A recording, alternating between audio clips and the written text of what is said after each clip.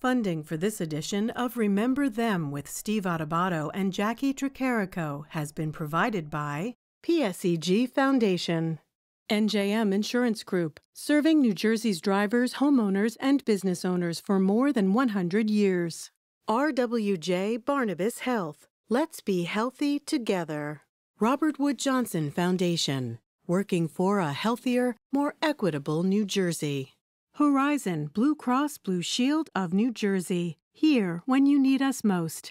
Prudential Financial, New Jersey Sharing Network, and by the Russell Berry Foundation, making a difference.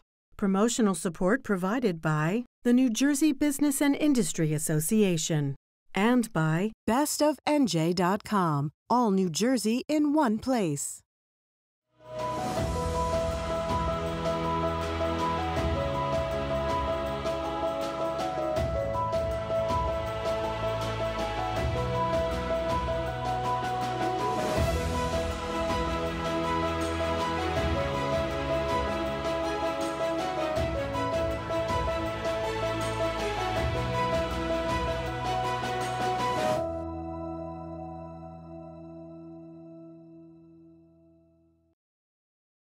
Hi, I'm Jacqui Tricarico. Steve Adubato and I are here to set up this show all about women's rights, the women's suffrage movement. Steve, you had a chance to speak with Rachael she's the executive director of the Alice Paul Institute. I had a chance to speak with a historian who has dedicated her research and her life to this specific topic, Dr. Ann Gordon over with Rutgers University. Steve, let's first talk about your interview about Alice Paul. Alice Paul was the one who really pushed that 19th Amendment to be ratified in 1920, right? That's right. Women's right to vote. You know what's so interesting to me as we were talking to Rachael on this, and you'll see the interview with Rachael, is she kept talking about Alice Paul and her tenacity, her grit. I mean, she's the first 1913. It's amazing, Jack. We read these things and we act like we know everything. I just read it. In 1913, the first protest in front of the White House on behalf of women's right, or the battle, the fight, the suffragette movement for women to have the right to vote. 7 years, Jackie, Alice Paul was a key leader in that effort. She kept fighting and fighting. She was jailed, if I'm not mistaken. She was mistreated while she was in jail. It never stopped her. She had the level of tenacity, grit, and a commitment to change that really changed the course of history in our country. Yeah, 1913 to 1920, but even way before that, there were decades long of suffragists, 70, at least we know, like with the records and everything, 70 New Jersey women fighting the good fight, getting out there, spreading the word, traveling throughout the United States to get the word out there and get other women behind this and fighting some of those names that I talked to you briefly. Who did you talk to Professor Gordon about? Go ahead. So Lucy Stone, she was really important in this. She, at one point, she lived in New Jersey. She refused to pay taxes in New Jersey, state taxes, because she said, wouldn't be alone right now. Right. Why am I going to pay taxes if you're not giving me the right to vote? That's right. You know, that was very brave. Taxation without representation. Exactly. So brave of her at that time. I mean, there were repercussions to that, but still, she stood up. Elizabeth Cady Stanton.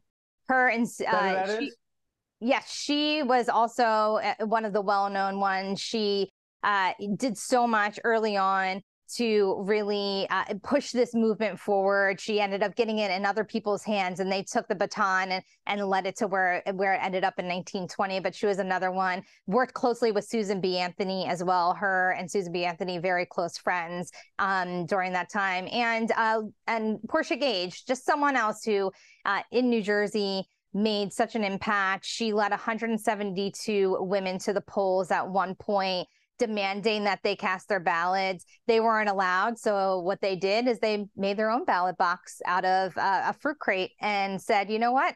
We're going to create our own. Obviously, weren't accepted and the ballots weren't accepted. But you know what? They made their stance right there and said, we don't care. We're going to do what we're going to do anyway.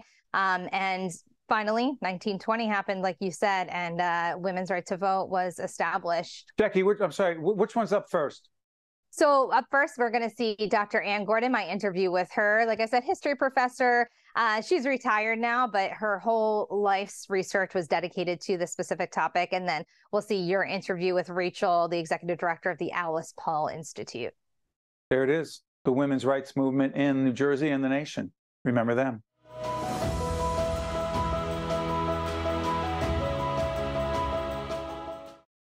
Hi, I'm Jacqui Tricarico. Joining me now is Dr. Ann Gordon, research professor emerita in the history department at Rutgers University. Dr. Gordon, thank you so much for joining us. Thank you for having me. It's so great to have you. I know there's so much here that we can discuss about the women's rights movement, but let's bring it back first. When we're talking about the women's suffrage movement, more specifically here in New Jersey, more than a century, right? A century before the 19th Amendment, women in New Jersey were voting. Can you explain that to us? Yes, it's a fun fact that somehow got buried conveniently in the histories of the American Revolution.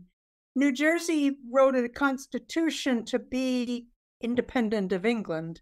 They finished it on July 2nd, 1776. They knew the Declaration of Independence was coming. They had, I suppose, runners going back and forth from Philadelphia to Burlington County. And what they wrote, one of the things that they had to write into a constitution was who had the right to vote for officers and I guess mainly it's officers and legislators and county and town officers. And what they wrote in is a remarkable document. And if you'll forgive my angles here, I'll read you exactly what it said. It said, all inhabitants of this colony of full age, that was already understood to mean 21 years old, full age, who are worth 50 pounds proclamation money. And that's a form of money that they're talking about.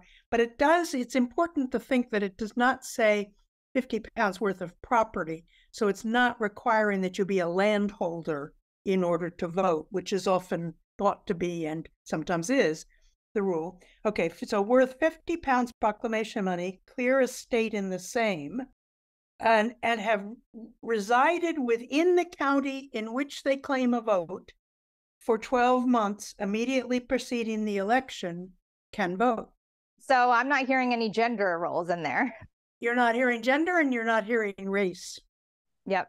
And we didn't have a concept of citizenship. Citizenship is also missing, and that gets added in battles later. But that's because they weren't citizens yet. They didn't have a government yet, really. So they're not thinking. But yes, so race and gender are gone from that.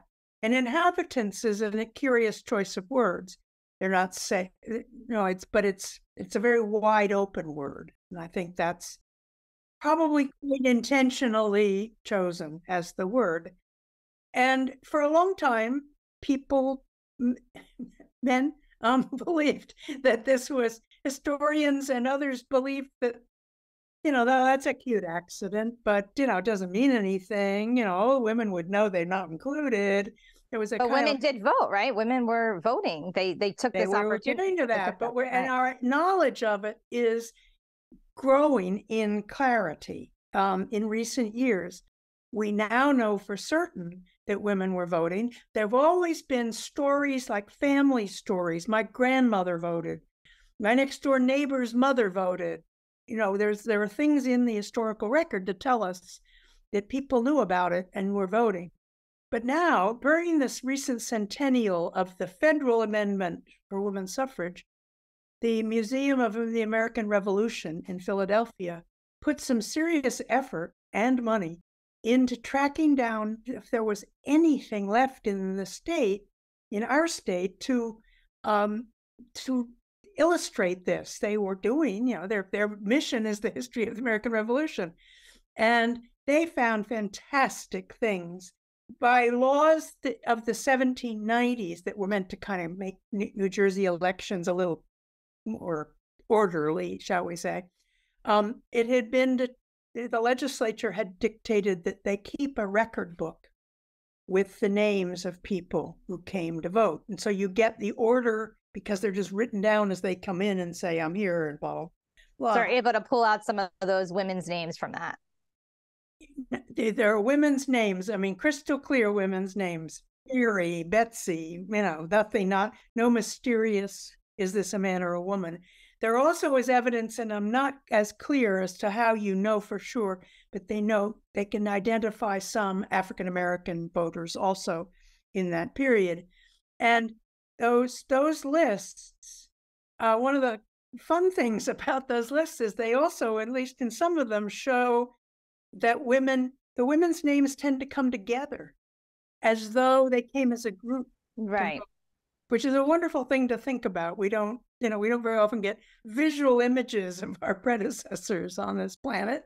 And there you have the possibility that women in the neighborhood gather, and they're not women of the same last name. So I'm not talking about, the grandmother and the mother-in-law and, a team from one household. These people have different last names. So it looks like they have made it a social occasion and come together. Or or that's defensive. Maybe that's to protect each other. And that sounds like that kind of that traveled on throughout the decades leading to the women's suffrage movement. But even before that, the New Jersey Constitution changing, making that language very specific about men versus women who could and who couldn't vote. Fast forward a little bit for us, Dr. Gordon, in terms of the fact that women then realized this did happen when they started putting their own groups together to fight this fight and say, you know what, we deserve the right to vote here in New Jersey, here across the nation. So many specific people here in New Jersey that we'll name in a few minutes. But when did things really start picking up here in the state and the women coming together to push the envelope and demand the right to vote again? Because they're actually asking for their right to be returned at that point when we know the history. And they use that language. It's I think the only example in the country of a state organization or state activists using that language of we're reclaiming a right, or we want you to restore our right. And that language shows up in petitions to the legislature to give women the right to vote. It shows up in people's just expressive political language about, they're using verbs like it was a despotic act to take it from us. It shapes all the ways that suffragists in this state throughout the whole 19th century and into the 20th talked about this right, because they knew, and it became a key part of the way they thought about politics for themselves in New Jersey. And let me say one further thing here. When I say and into the 20th century, women in New Jersey did not get the vote back until that federal amendment went through. And none of their efforts we haven't set a deadline for how long that. The legislature took away the right of Black people and women of any color to vote in 1807. And they wrote a law, and then they put that same language into a constitution in 1844, saying it's white male citizens. So you've narrowed the base for government in New Jersey. Go. Oh, sorry. I was going to say there's a couple of women that I do want to just shed a light on and have you just tell us a little bit about them, because they were just so incredibly brave and strong, and their names stand out. I mean, over 70 suffragists here in the state of New Jersey alone that we could talk about. But one of them, Lucy Stone, she's known for that famous phrase, no taxation without representation. What's that in reference to? It happens a lot in the whole suffrage movement. It's going back to the language of those pre-revolutionary years in the 18th century when colonists in Boston, there's a Tea Party, remember? That's over Texas. Mm-hmm. So, you're not letting us have any role in the government of the colonies because you got the government over there in London, but you're taxing us. And so that term no taxation without representation. Today, you can still hear that phrase be used. It's such a part of American political life. The residents of the District of Columbia are taxed without representation, and they use that phrase that's just got so many decades of use in American history.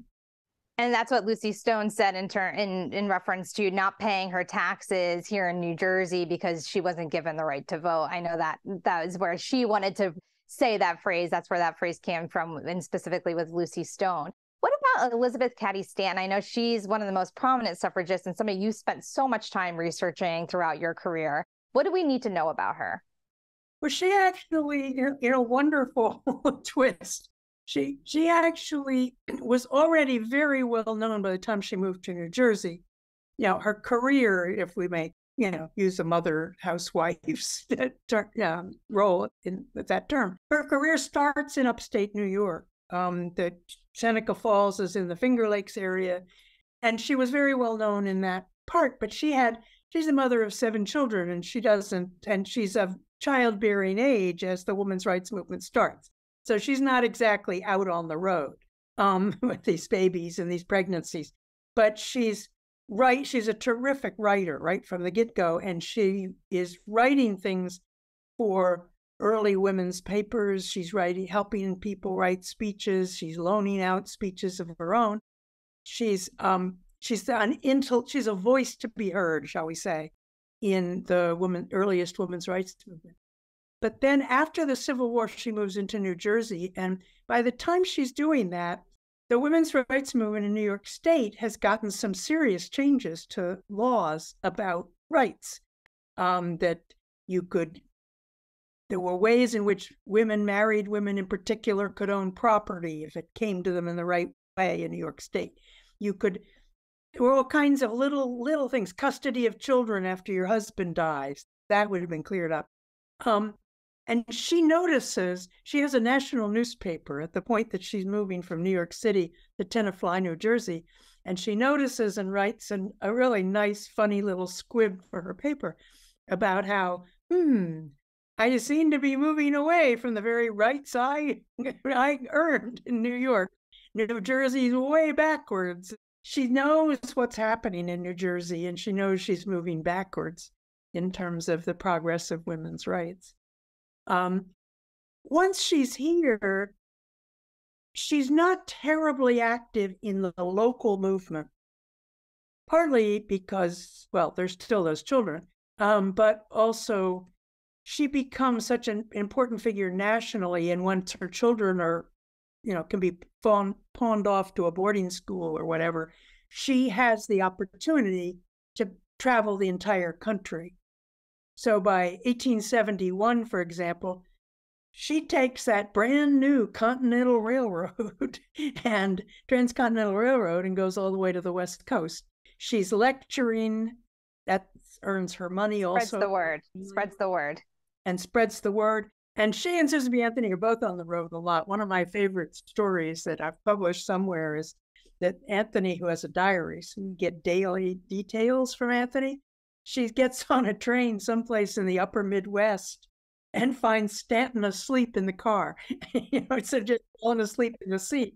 So she sits down with her, and then Stanton wakes up and they can chat. But it's that kind of, they are so mobile. Yeah. Just making the rounds, spreading that word. Her, so many others, so many names we could get into, but don't have time for, unfortunately, that all led to 1920 having the 19th Amendment ratified under President Woodrow Wilson at the time. Such an important history lesson from you, Dr. Gordon. Thank you so much for your insight into this critical time and all the research that you've done. I know there's so much more we could dive into here, and maybe we can do it next time with you. We've come a long way, right? But still much work to be done, I'm sure. Indeed. Thank you so much, Dr. Gordon. We'll be right back after this. To see more Remember Them programs, visit us online at steveadubato.org. If you would like to express an opinion, email us at info@caucusnj.org. Find us on Facebook at facebook.com/Steve Adubato, Ph.D. And follow us on X at Steve Adubato.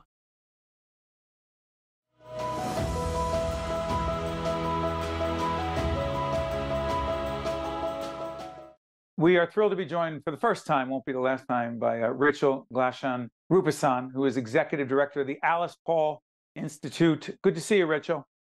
Hi, Steve. How are you? I'm great. Now, that's Alice Paul, a book about Alice Paul behind me. 99% of the folks watching right now, plus, are Alice Paul, but a huge figure in American history, particularly around the 19th Amendment, women's right, the women's right to vote in this country, which did not happen overnight. And it was a hard fight. Tell everyone who Alice Paul was and why she matters and why we should still remember her. That's so true. So Alice is really a hero, probably the least known public historical figure. And she should be known because she really helped to enfranchise half of the country back in 1920. She was really part of the suffrage movement that really got the 19th push to be ratified. And she was such a radical mover and shaker in the movement, and her strategies are really what pushed it over the edge. Radical. Define that word a little bit, because it means different things to different people, Rachael. She was radical. So to me, she went above and beyond what she was supposed to be doing at the time.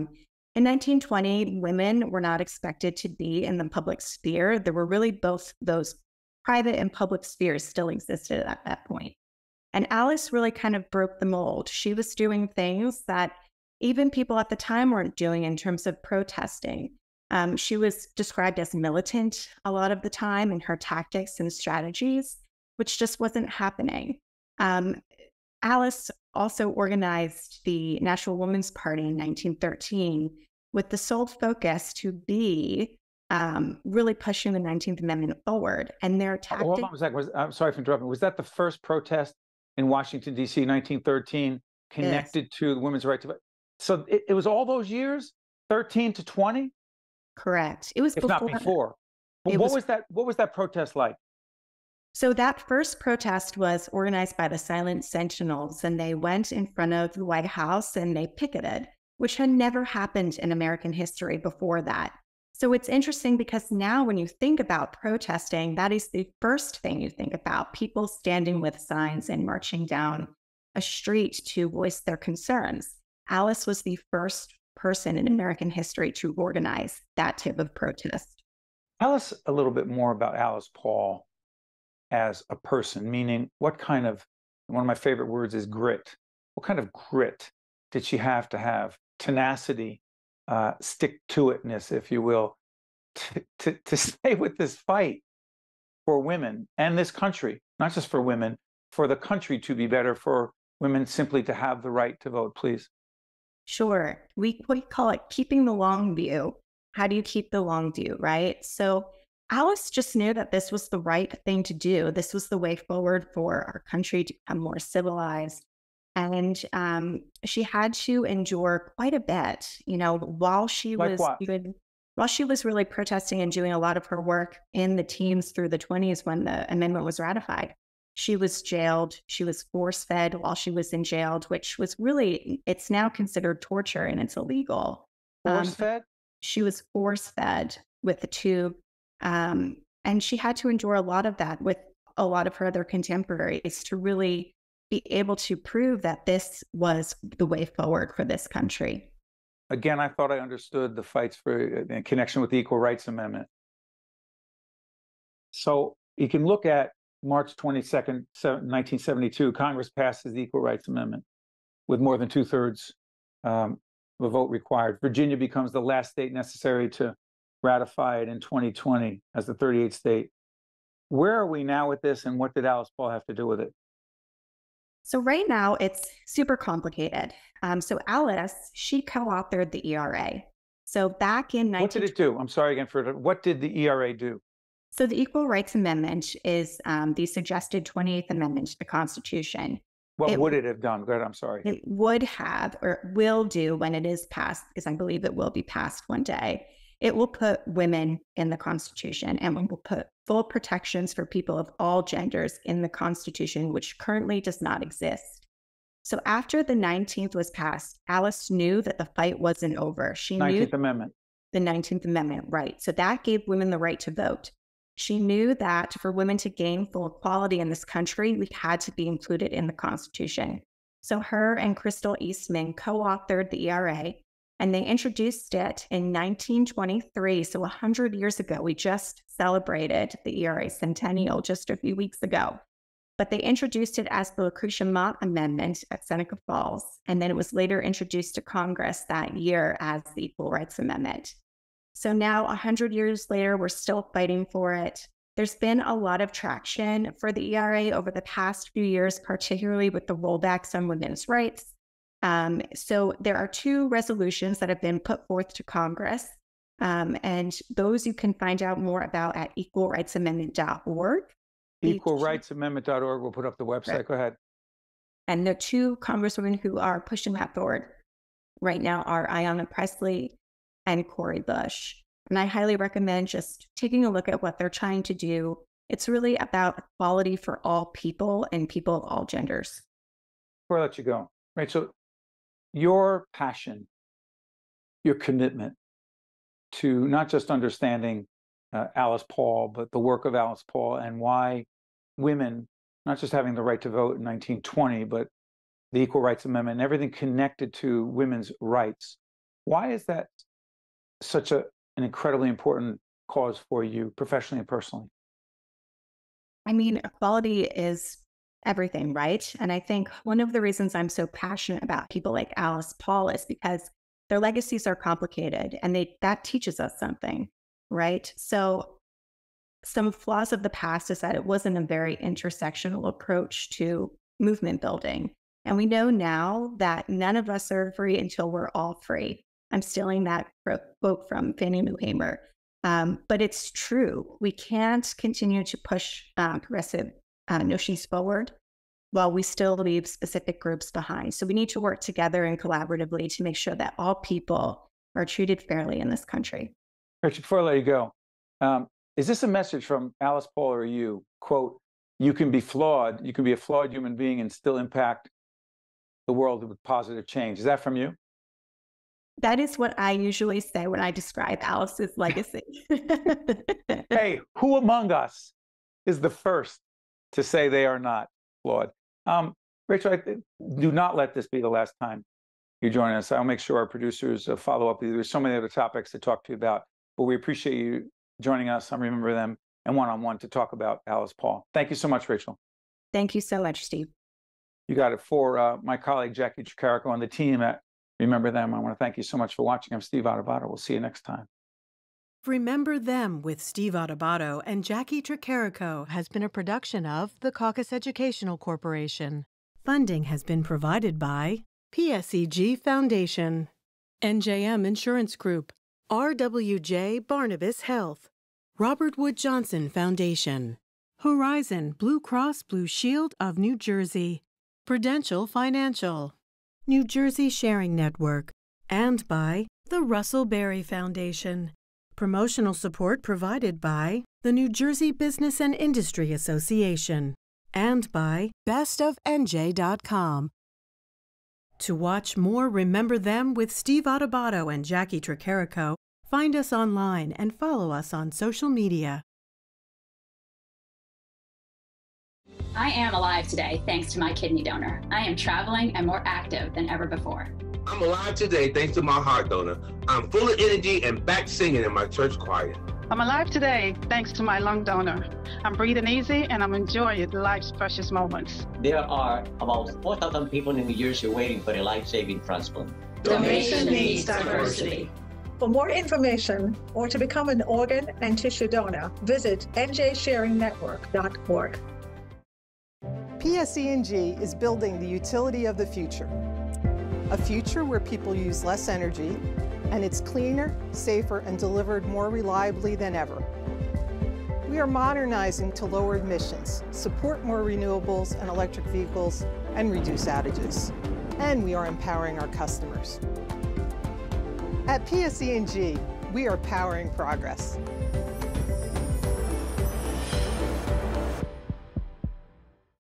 I'm very grateful that I'm still here. That's me and my donor when we went to celebrate our first anniversary. With a new kidney, I have strength. They gave me a new lease on life. I'm still going everywhere and exploring new places. Nobody thought I was going to be here. Nobody. And I look forward to getting older with my wife. That's possible now. We're transforming lives through innovative kidney treatments, living donor programs, and world-renowned care at 2 of New Jersey's premier hospitals. They gave me my normal life back. It's a blessing. RWJ Barnabas Health. Let's be healthy together.